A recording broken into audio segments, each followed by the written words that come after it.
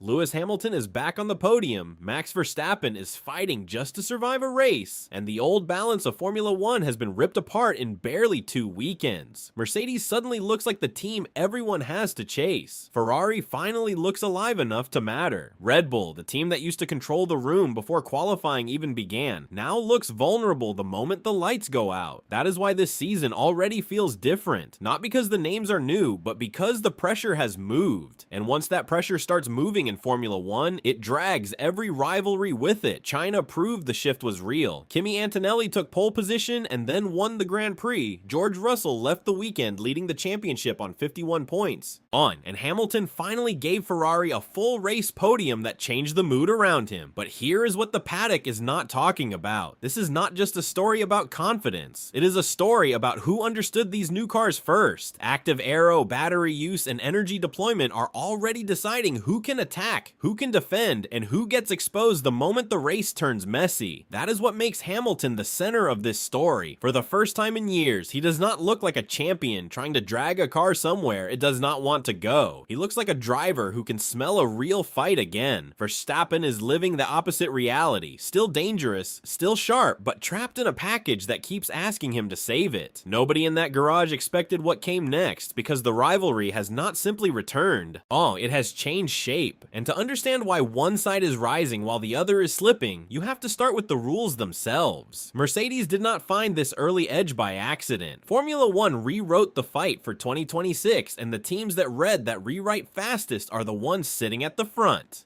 The old rhythm is gone. Drivers no longer wait for the familiar DRS moment and then attack in a straight line. Now the cars change shape through the lap, flattening out on the straights and loading up again for the corners, which means overtaking, defending, and even tire life are tied to how cleanly a team handles those transitions.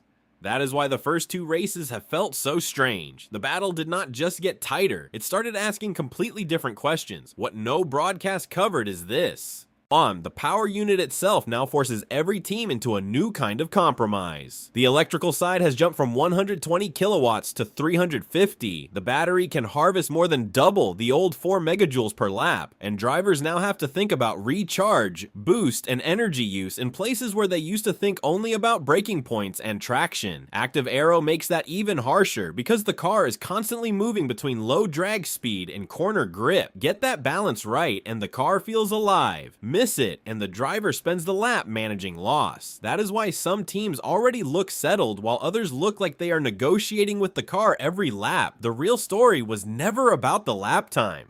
It was about who built a package that could stay predictable while the rules kept shifting the demands from one sector to the next. This is the part that changes everything, because once the sport rewards control under this kind of pressure, raw driver brilliance stops being enough on its own. One garage understood that before anybody else did, and that is exactly where the next turn in this season begins. Mercedes left Melbourne with first and second, went to Shanghai, and did it again. And suddenly the team that used to feel stuck in the ground effect years now looks like the first outfit that truly arrived in 2026. George Russell opened the season with victory in Australia. Kimi Antonelli followed with his first Grand Prix win in China, and the standings already show Russell on 51 points, Antonelli on 47, and Mercedes on 98 in the constructors fight. That is not a hot streak. That is a team landing on the new rules before the rest of the grid could fully read them. What makes it more dangerous is that this is not a one driver rescue act. Russell has the calm of a driver who knows exactly what the car will give him, while Antonelli, now in his second season, already looks comfortable enough to turn raw speed into clean results. Toto Wolff called Antonelli's Shanghai breakthrough one of the best moments he has had in Formula 1, and that tells you how Mercedes sees this, not as a surprise, but as proof that its plan is working faster than expected, and that is where the pressure starts shifting toward every rival garage on the grid. The scary part for Ferrari, Red Bull, and everybody else is not just that Mercedes has pace. It is that the team already has 2 drivers who can both control a weekend in different ways.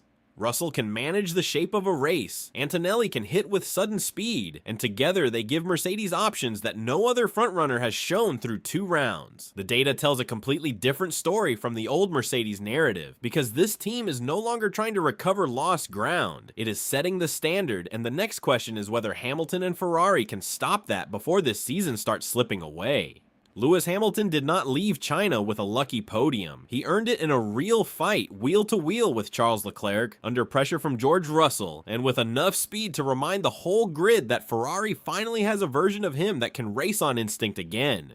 Yet, Fred Vasseur even praised the way both Ferrari drivers handled that battle and called it the right kind of fight for building the team. So yes, the comeback is real, the energy is back, the confidence is back, but Ferrari still walked away from that race with a problem that matters far more than the emotion of one strong afternoon. The warning sign was not hidden. Ferrari stayed in the fight for a long stretch, and Russell was not fully clear of the two red cars until lap 29. That sounds promising until you see what happened next. Just 14 laps later, Hamilton was more than 20 seconds behind Kimi Antonelli and 13 seconds behind Russell, with Leclerc drifting back as well. Vasseur admitted Ferrari still has a straight line deficit and said the team needs to improve the chassis, the tires, and the whole package, not just one area.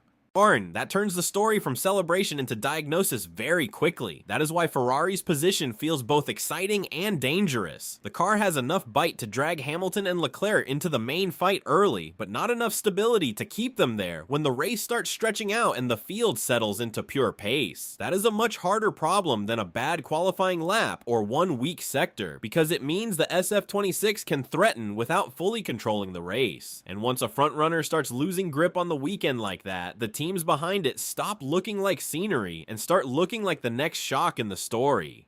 Haas, Alpine, and Racing Bulls turned China into a warning for the whole grid. Oliver Behrman came home 5th, Pierre Gasly finished 6th, Liam Lawson took 7th, Isaac Hadjar grabbed 8th, and Carlos Sainz added 9th for Williams, and Franco Colapinto still rescued a point in 10th after being spun earlier in the race. That is not normal traffic behind the leaders. That is a grid order starting to break apart. When the names around the top 10 change that quickly, it means the gap between the front and the pack is no longer protecting the old power structure the way it used to. The deeper shock is how many different stories crashed into each other at once. Behrman backed up his strong start to the season with another big result for Haas. Alpine, now running Mercedes power, put both drivers in the points and kept proving this car has more life than many expected. Ocon also admitted he deserved the penalty for his clash with Colapinto, which mattered because Alpine still left with something to show for the weekend.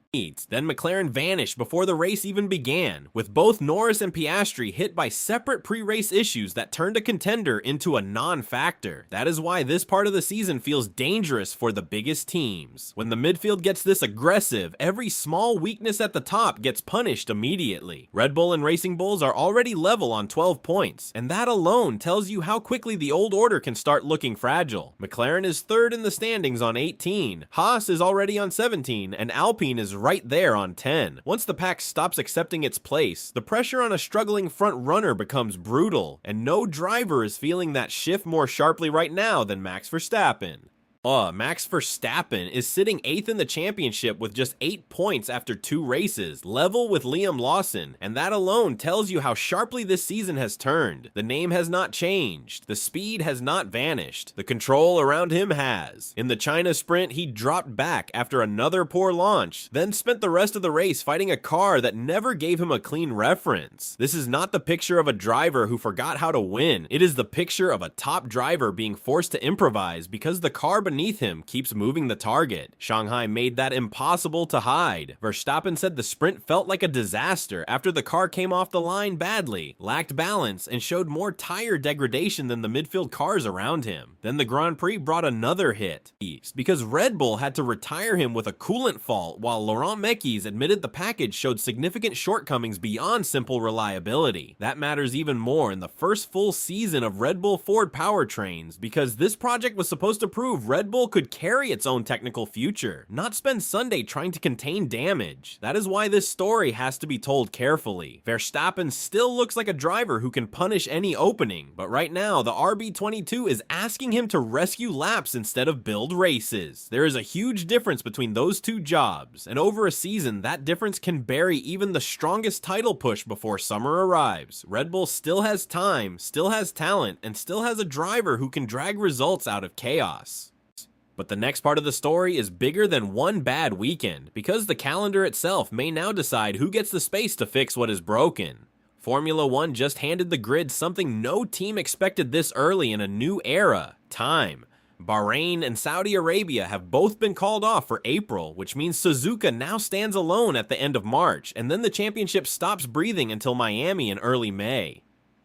That gap lands at the worst possible moment for teams still trying to understand these cars. 2 races gave everyone a first read on the order. This break could either lock that order in place or tear it apart before round 4 even begins. For Red Bull, the pause is an emergency window. For McLaren, it is a chance to solve the kind of reliability trouble that can wreck a season before it gets going. For Mercedes, it is almost the perfect luxury because a team leading on 98 points gets weeks to refine a package that already works instead of chasing answers in panic. Ferrari lands somewhere in the middle because Hamilton and Leclerc have shown enough pace to stay in the fight, but not enough long-run control to feel comfortable walking away from live race weekends right now. That is why the break changes the championship more than the results sheet does. Russell and Antonelli get time to protect an advantage. Verstappen gets time to hope the car comes back to him. Norris and Piastri get time to stop the season from drifting before it has properly started. Ferrari gets time to search for the missing piece, but no guarantee that it will find it without more Sundays to test itself under pressure. When the calendar bends like this, the fastest team is not always the one that benefits most. The one that uses the silence best usually does, and that is where the full meaning of this rivalry flip finally comes into focus. Lewis Hamilton is 4th in the standings on 33 points. Max Verstappen is 8th on 8, and that one split tells you more about this season than any old rivalry highlight ever could. The famous names are still here. The tension is still here. The difference is that they are no longer fighting from the same piece of ground. Hamilton is sitting inside a Ferrari team that already has 67 points and can at least see the front. Verstappen is carrying a Red Bull team that has only 12, level with Racing Bulls, and that changes the whole meaning of their battle before they even reach the next start line. What decides the next phase is not memory, auto reputation, or who won the bigger wars in the past. It is which team can turn this new era into something stable, repeatable, and fast enough to live with over a full season. Mercedes already looks like the first team to solve that, with George Russell on 51, Kimi Antonelli on 47, and a constructors lead that has opened to 98 points after only 2 rounds. Ferrari has given Hamilton a real platform again, but not a complete one. Red Bull still has Verstappen, which means danger never disappears. Yet the championship picture is now being shaped by team control more than individual force. That is the real flip. Hamilton did not suddenly become a different driver, and Verstappen did not suddenly stop being one of the most feared men on the grid. The season changed the value of the machine around them. Then the calendar froze the fight at the exact moment that difference became visible. Japan is next, Miami comes after the long gap, and every garage now knows exactly what is at stake. The rivalry is still alive, but now it is being judged by who can master this new Formula One first.